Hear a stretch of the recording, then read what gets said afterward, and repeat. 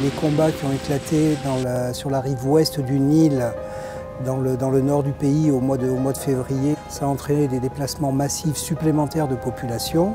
And when they leave from Malakal and Shilluk, they leave with nothing, so they live with empty-handed. Et c'est suite à ces conflits qu'ils se sont déplacés et qui se retrouvent aujourd'hui dans une zone qui est très très pauvre en eau.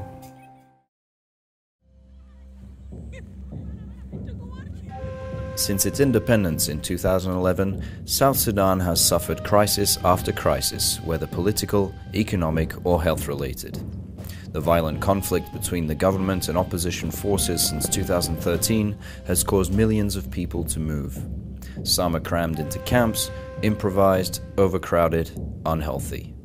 Others flee to neighbouring countries, Ethiopia, Uganda, the Democratic Republic of the Congo or Sudan. Ethnic minorities such as the Shilluk are not immune to civil war and increased pressure from the government.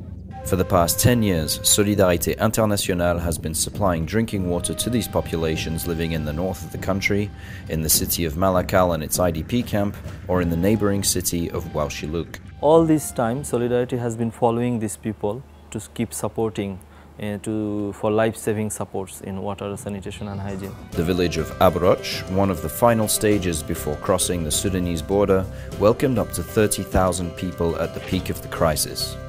The people had to share their already limited resources with these newcomers.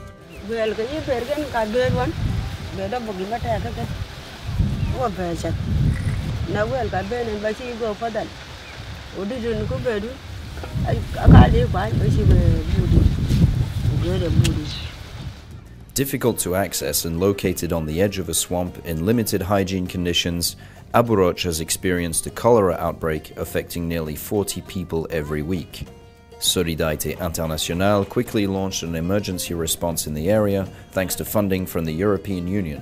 The key part of this response is the reactivity. And in a South Sudanese context, in a level 3 emergency where conflict is very regular, ever returning disasters, displacement, so it's very relevant projects to provide immediate life-saving support. Following these populations as they moved to Aburoc, our teams immediately helped eliminate cholera in the area. Today they continue to provide drinking water to the approximately 7,500 people still present, thanks to the support of donors and the Centre de crise et de soutien of the French Ministry of Foreign Affairs. Donc le centre de crise lui-même a très vite réagi et je pense qu'il était essentiel qu'il y ait cette proximité entre Solidarité, l'ambassade, le centre de crise pour permettre d'apporter une réponse rapide à un problème qui lui ne pouvait pas de toute façon être laissé pendant. By treating the surface water pumped from the swamp, Solidarite International teams are able to supply 10 liters of water per person every day. When IDPs go to the water point, they are also sensitized to good hygiene practices.